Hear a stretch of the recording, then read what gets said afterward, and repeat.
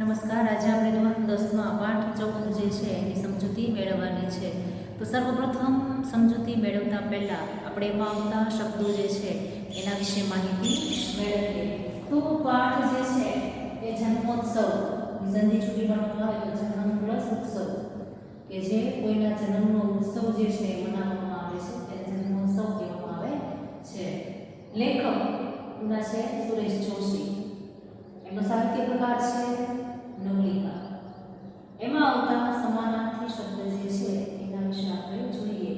તો સમાનાર્થી શબ્દ તરફીબ તો યુક્તિ અથવા પ્રયુક્તિ, પ્રભાત સવાર ઉષા અથવા પરોઢ, લિબાસ એટલે પોશાક અથવા પહેરવેશ, પર્વ એટલે તહેવાર અથવા ઉત્સવ, કૃષ્ણ કેશવ માધવ અથવા ગિરિધર. એ સિવાયના પણ કેટલા બધા કૃષ્ણના નામ જે છે એ આપણે લખી શકીએ. આશ્ચર્ય તો અચરજ નવાઈ હેરત, પેસેન્જરો તો યાત્રાળુ મુસાફરો અથવા પ્રવાસી, ઝૂંપડું તો કુટીર અથવા કુવો, દીવો એટલે દીપક અથવા દીપ, નિકટ એટલે પાસે અથવા નજીક, અવાજ તો રવ નાદ અથવા ધ્વનિ, પુંજ તો રાશિ અથવા જથ્થો, નાગ તો સાપ અથવા અહી, ધાન અનાજ અથવા ધન, દુનિયા તો વિશ્વ અથવા જગત. આ હતા આપણા સમાનાર્થી શબ્દો. આ સિવાયના સમાનાર્થી શબ્દ જે છે એ જે પાઠમાં આવશે એ હું તમને કહી જઈશ, બરોબર. હવે આપણે વિરુદ્ધાર્થી શબ્દ.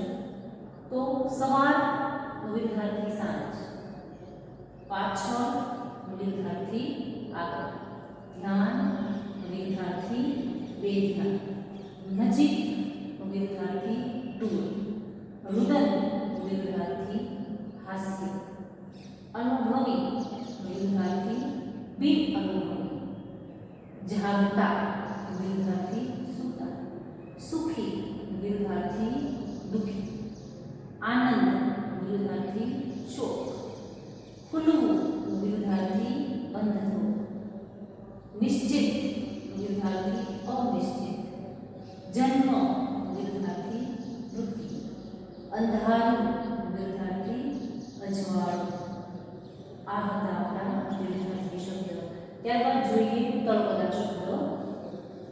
થિયો તો થયો, દોહા તો ડોસા, ઈમા એમાં, હોનાના તો સોનાના, કાલ્ય તો કાળ, બચાડી તો બિચારી, મોરે તો આગળ.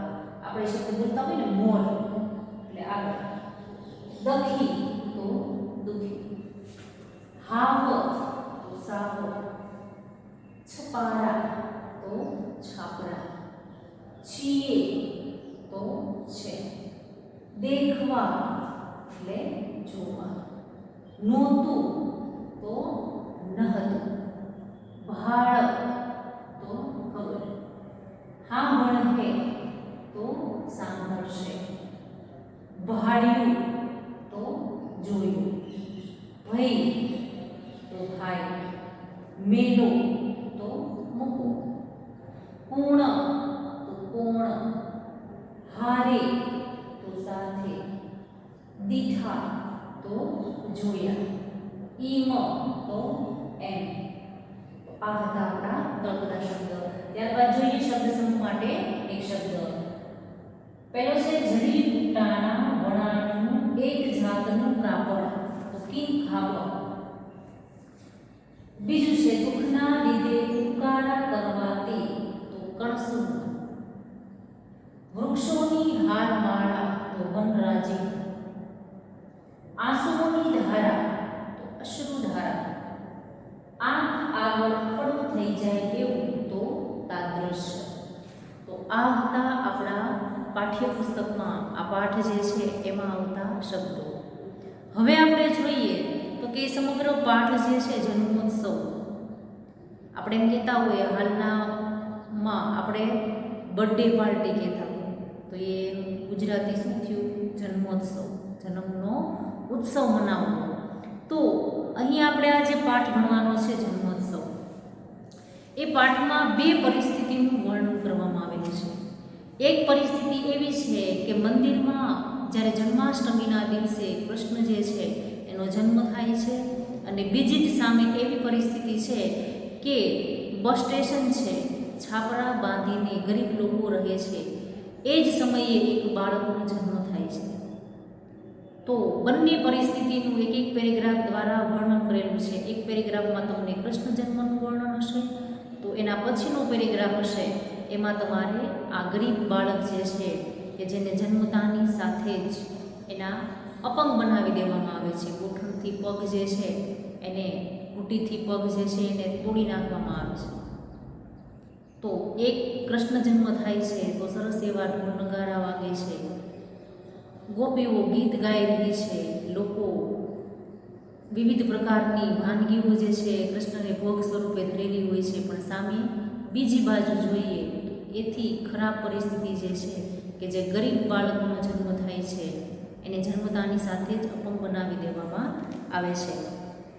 તો આ બંને પરિસ્થિતિને લઈ અને આ પાઠ જે છે એમાં આપણને સરસ રીતે સમજૂતી આપી છે. સામાન્ય રીતે આપણે જોતા હોય તો મનુષ્ય જે છે એ ઉત્સવ પ્રિય હોય છે, અને વિવિધ પ્રકારના અમુક સમયાંતરે ઉત્સવો જે છે એ આવેલા હોય છે કે અમુક 2-3 મહિના થાય એટલે જન્માષ્ટમી આવે, પાછા 2-3 મહિના થાય એટલે દિવાળી આવે, ત્યારબાદ હોળી, ધૂળેટી, એવા વિવિધ પ્રકારના પ્રસંગો જે છે એ આવતા હોય છે. ઉત્સવ આવવાનું મુખ્ય કારણ શું? તો કે વ્યક્તિ જે છે એ કામના બોધને લીધે થાકી ન જાય. અમુક સમય માટે શરીર જે છે એ આરામ માંગતું હોય, તો આ વિવિધ પ્રકારના ઉત્સવો મનાવી અને વિવિધ ઉત્સવો જે છે એ મનુષ્ય મનાવે એ માટે વિવિધ પ્રકારના ધાર્મિક ઉત્સવો મનાવવામાં આવે છે. તો આપણે ત્યાં આ ઉત્સવ જે છે એના એક હેતુ પ્રમાણે ઉજવે છે કે કોઈ ઉત્સવ જે છે એનો કંઈક મુખ્ય હેતુ છે, ઉદ્દેશ છે. એ ધાર્મિક પરંપરા જે છે કે જેમાં દેખાદેખી, ભક્તિ આરાધના માટે કોઈ નિહિત સ્વાર્થ જે છે એ મોટા ભાગે રહેલો હોય છે. તો આ ભેદભાવ જે છે એને દૂર કરવા માટે હળી મળી અને બધા જે છે એ ઉત્સવ જે છે એનું આયોજન કરે છે, અને હળી મળી સાથે બધા ઉત્સવો જે છે એ ઉજવે છે.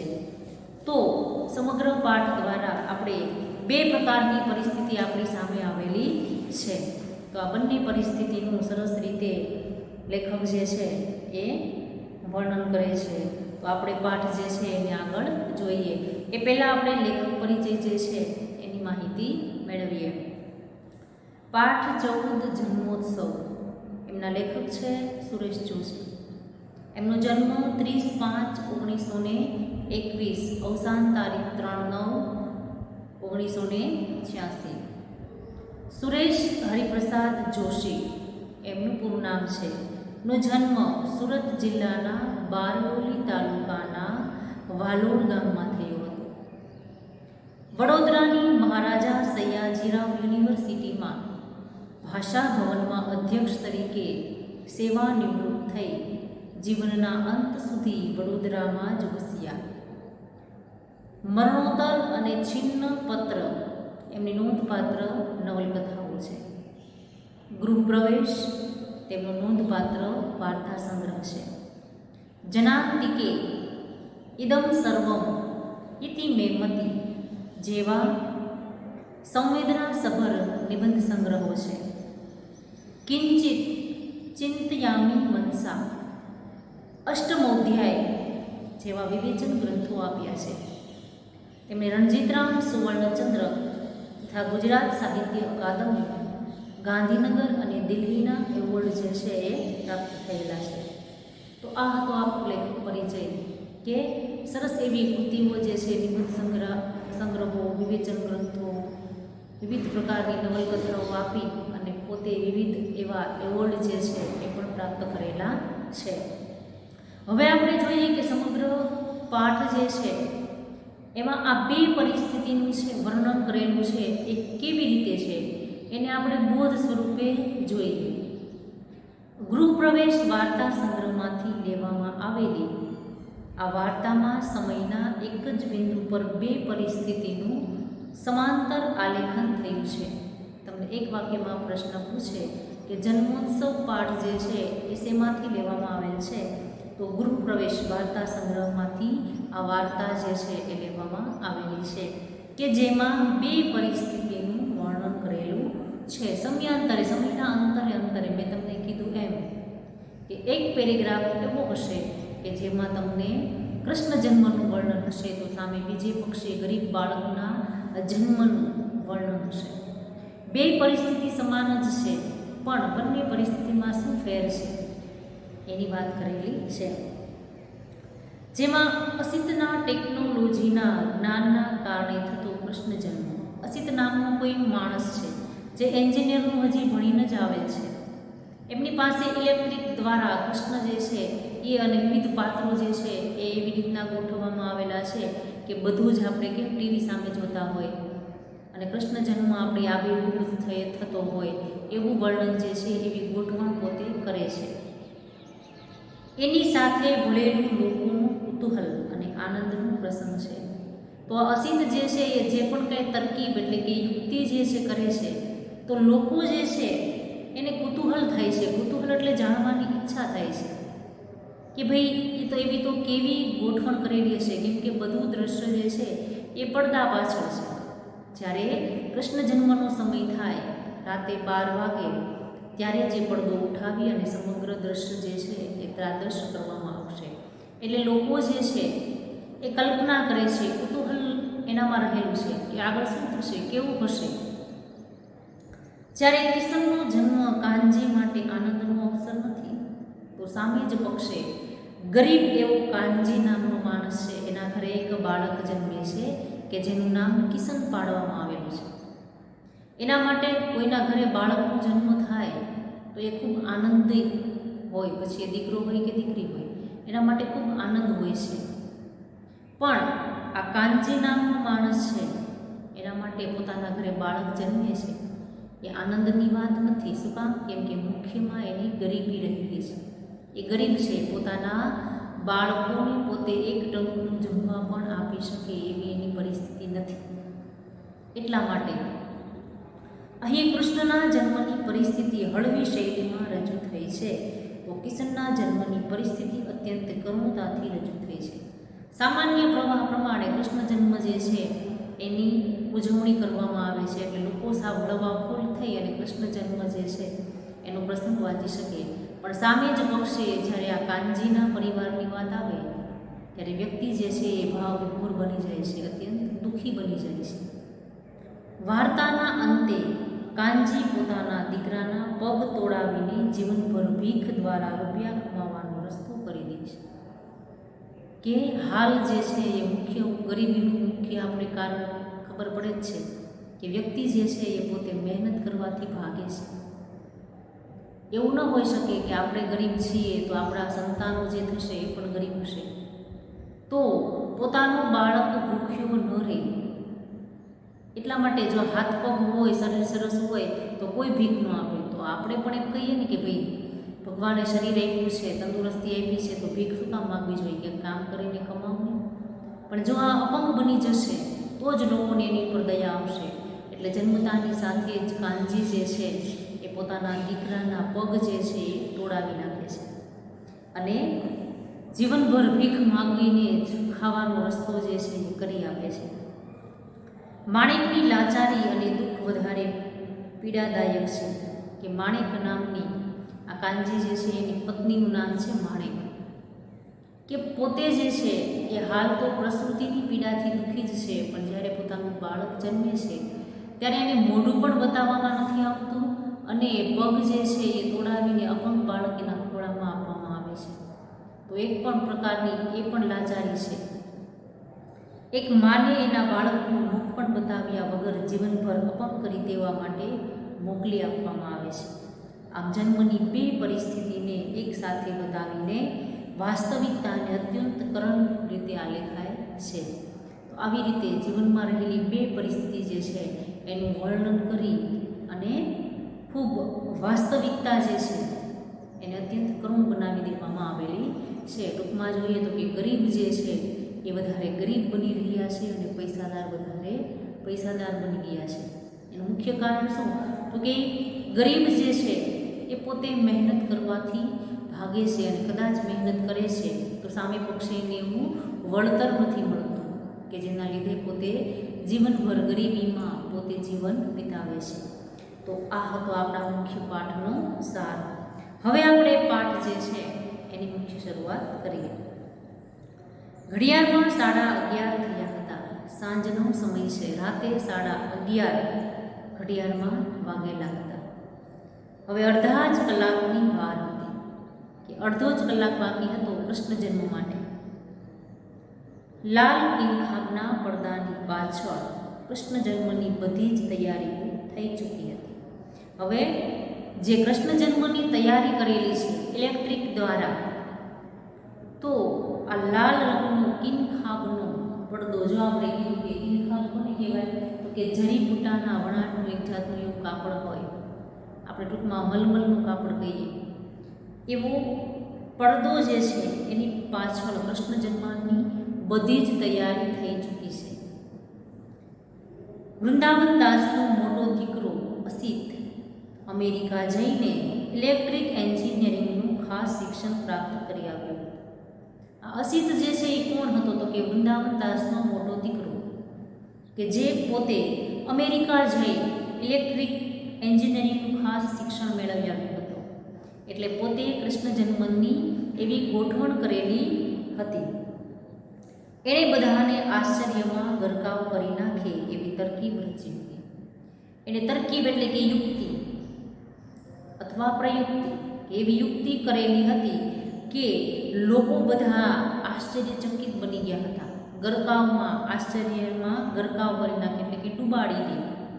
કે લોકો જે છે આપણે ન જોયેલું, આપણે પણ વિચારતા હોય, આપણે પણ કુતૂહલ હોય, જાણવાની ઈચ્છા હોય કે શું હશે, કેવું હશે.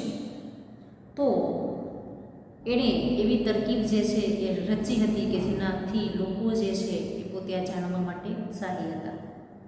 કારાગૃહમાં કૃષ્ણનો જન્મ. વર્ષા વસુદેવનું કૃષ્ણને લઈને યમુના ઓળંગીને ગોકુળ જવું. કે સામાન્ય રીતે આપણને ખબર જ છે કે કારાવાસમાં એટલે કે જેલમાં કૃષ્ણનો જન્મ થાય છે. વરસાદ વરસે છે. વસુદેવ જે છે એ ટોપલામાં કૃષ્ણને લઈ યમુના નદીને ઓળંગી ગોકુળ પધારે છે. આવી તરકીબ જે છે એ દરેક તરકીબ જે છે એ પોતે ઇલેક્ટ્રિક મશીન દ્વારા એવી ગોઠવેલી છે. આ બધું વીજળીની કરામતથી તાદ્રશ્ય બનતું એ બતાવવાનું હતું. તાદ્રશ્ય એટલે કે નજર સમક્ષ.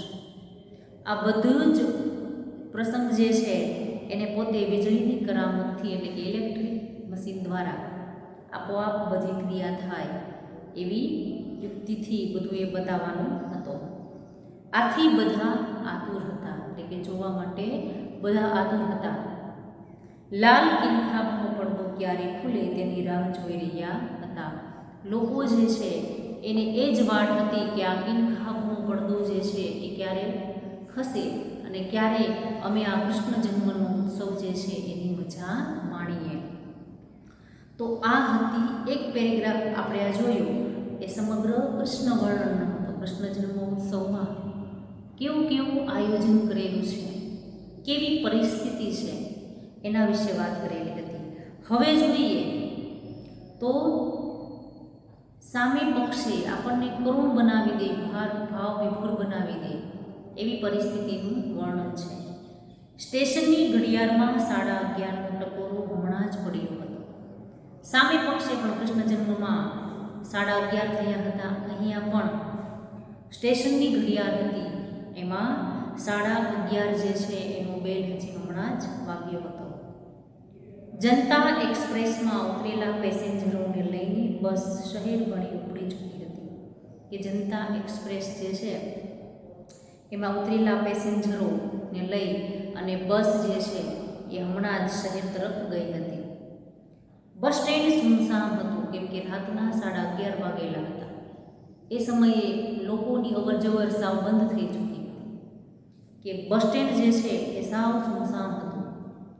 પાસેની ખુલ્લી જગ્યામાં ફાટી તૂટી ગુણપાટ ને કેરોસીનના કાટ ખાયેલા પતરાનું છાપરું કરી ને 3-4 કુટુંબ આશ્રય લઈ રહ્યા હતા.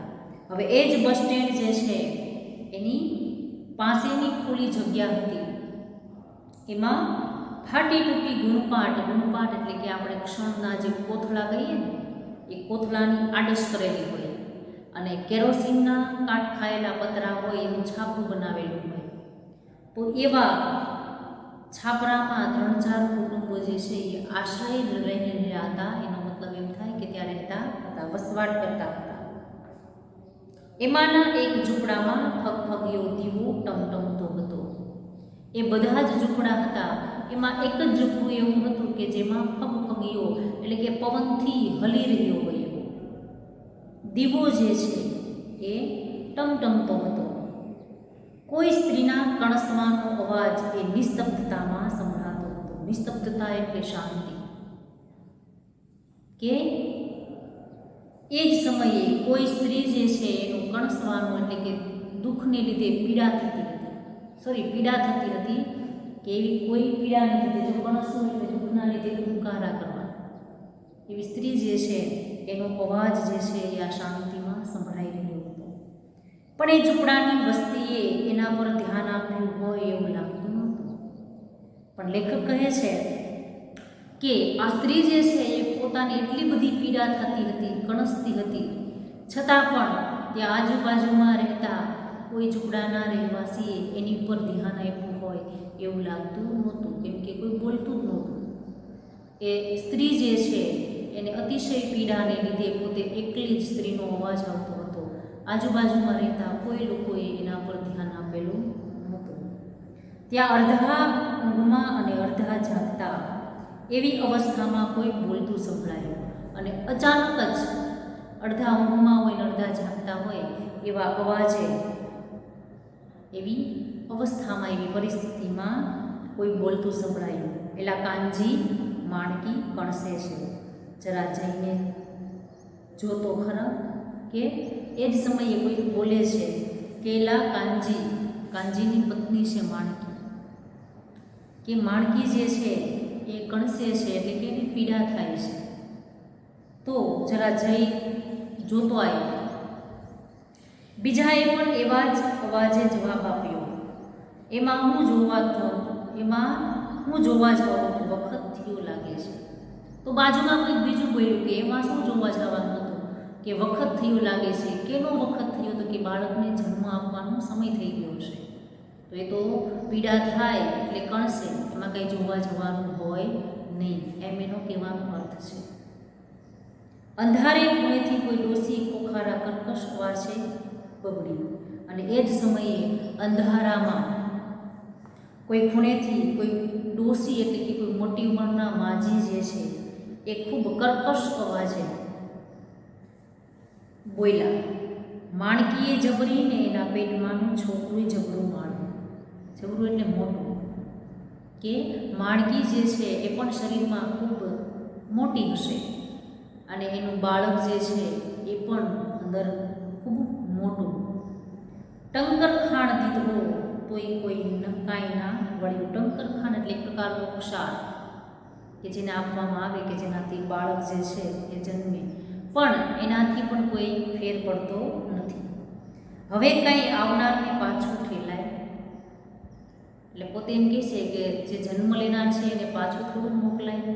કેટલી બધા પ્રયત્ન કર્યો છતાં પણ બાળક જે છે એનો જન્મ થતો નથી.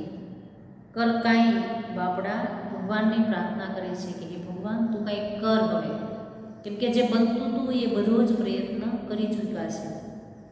છૂટકો છે, આનાથી કંઈ છૂટકો છે નહીં, કેમ કે આ બાળક જન્મ લેનાર છે એને કંઈ પાછું મોકલી શકાય નહીં. ઘડિયાળનો કાંટો આગળ વધતો હતો અને ધીમે ધીમે ઘડિયાળ જે છે એનો કાંટો આગળ વધી જતો હતો. માણેક કરાંજતી હતી. આ માણેક જે છે એ અતિશય પીડાને લીધે ખૂબ પોતે અવાજ કરી રહી હતી. આકાશને કદીક વીજળી વીંધી જતી હતી અને વરસાદનું અચાનક આવવું એ પહેલાં આકાશમાં ક્યારેક ક્યારેક વીજળી જે છે એ ચમકારો કરી જતી હતી. ભારે કડાકો થયો હતો ને ભારે વરસાદ માથે ઝઝૂમી રહ્યો હતો, કે ખૂબ વાદળો જે છે એ ગડગડાટ થઈ રહ્યા હતા, વીજળી પ્રમાણમાં થઈ રહી હતી અને ભારે કડાકો થતાં જ ભારે વરસાદ જે છે એ પણ હવે ઝઝૂમી રહ્યો હતો, એટલે આવવાની તૈયારીમાં છે. ઘડિયાળનો કાંટો આગળ વધતો હતો. ઉપરના ઓરડામાં વિશાખા અને ધનંજય ટોળા વચ્ચેથી સરી જઈને વાર્તાલાપ કરી રહ્યા હતા. આ આપણે જોયો એ માણકીનો પ્રસંગ, ગરીબ માણસનો પેરેગ્રાફની વાત કરી. પહેલાં કૃષ્ણ જન્મની વાત કરી, ત્યારબાદ આ ગરીબ પરિવાર જે છે એની વાત કરી. હવે ફરી પાછા કૃષ્ણ જન્મ તરફ જઈએ કે જેમ જેમ સમય આગળ વધે જતો હતો એમ ઉપરના ઓરડામાં વિશાખા અને ધનંજય ટોળાઓની વચ્ચેથી એકબીજા સાથે વાતો કરવા માટે બધાથી અલગ ગયા હતા.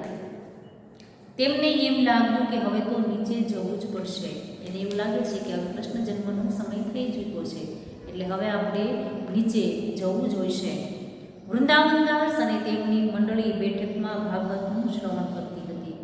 વૃંદાવનદાસ જે છે એની ટોળી, એટલે કે એના મંડળના જે લોકો હોય, ભજન કીર્તન કરતા હોય એ લોકો જે છે એની ટોળી, એની મંડળી જે છે એ ભાગવત ગીતાનું શ્રવણ કરતી હતી. તે પણ હવે વખત થવા આવ્યો જાણી ઠાકોરજીના ઓરડા તરફ આવવાની તૈયારીમાં હતી.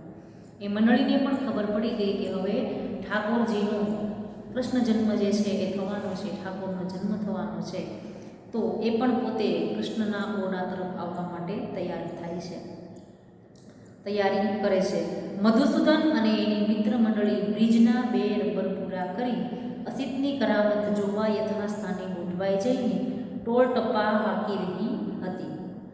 મધુસૂદન અને એની મિત્ર મંડળી જે છે એ બ્રિજના પાના, એટલે કે પાનાની રમત, આપણે પણ હાલ જોતા હોઈએ કે આપણે એવા પ્રસંગે કૃષ્ણ જન્મ 7મ 8મ 11સ ઉપર પાના રમતા હોય છે. એ પાનાની વાત કરેલી છે કે 2 રબર પૂરા કરવા, એટલે કે એવી એક ગુણ મેળવવાની. પૈસાથી રમવું નહીં, પણ એવા અમુક બ્રિજના પાના પૂરા કરે, અમુક પાના પૂરા કરે એટલે એને ગુણ, એટલે કે માર્ક્સ મળે. એવી એક પ્રકારની એવી આ રીત હતી કે 2 રબર પૂરા કરવા એટલે કે અમુક ગુણ મળવા. અસિતની આ કરામત જોવા માટે યથાસ્થાને ગોઠવાઈ જઈ અને ટોળ ટપ્પા કરવા, એટલે કે આડાવડી વાતો કરવી, એમ કે અર્થ વગરની એમને ગપાટા મારવા. અસિત સાવ નિશ્ચિંત બનીને એક બાજુએ રીટા જોડે વાત કરતા કરતા હસી હસીને બેવડ વળી જતો હતો. અને અસિત જે છે એ નિશ્ચિંત બનીને એ પોતે સ્થિર રહી અને એક બાજુ રીટા નામની છોકરી જે છે એમની સાથે વાતો કરતા કરતા ખૂબ હસતો હતો. ત્યાં શણિયું પહેરીને મુખિયાજી આવ્યા. શણિયું એટલે કે એવો પહેરવેશ પહેરી અને મુખિયાજી જે છે એ આવે છે. નિજ મંદિરમાં જઈને છેલ્લી તૈયારીમાં જ પરોવાઈ ગયા. નિજ એટલે કે મંદિરની અંદર જઈ અને જે પણ કાંઈ કૃષ્ણ જન્મની તૈયારી થતી હતી એમાં પોતે વ્યસ્ત બની જાય છે. કૃષ્ણ જન્મનું મુહૂર્ત નિકટની નિકટ આવતું ગયું. કૃષ્ણ જન્મનું મુહૂર્ત જે છે એટલે કે એનો સમય જે છે એ એકદમ નજીક આવતો હતો. ભીત પરના ઇલેક્ટ્રિક ઘડિયાળનો મોટો તથા નાનો કાંટો એકબીજાની નજીક આવવા લાગ્યા. એટલે 12 વાગવામાં હવે કાંઈ બહુ વાર છે નહીં. ઘડિયાળ પર રહેલો નાનો અને મોટો કાંટો જે છે એ બરાબર એકબીજાની નજીક આવવા માટે, એટલે કે 12 વાગવામાં હવે જરા પણ વાર નથી. એટલે કે કૃષ્ણ જન્મની તૈયારી જે છે એ પૂર્ણપણે થવા જઈ રહી છે. તો આપણે આ પાઠ જે છે એની માહિતી અહીંયા સુધી મેળવીએ છીએ. નેક્સ્ટ લેક્ચરમાં આપણે આગળ જે છે એ પાઠ જે છે એની સમજૂતી મેળવીશું.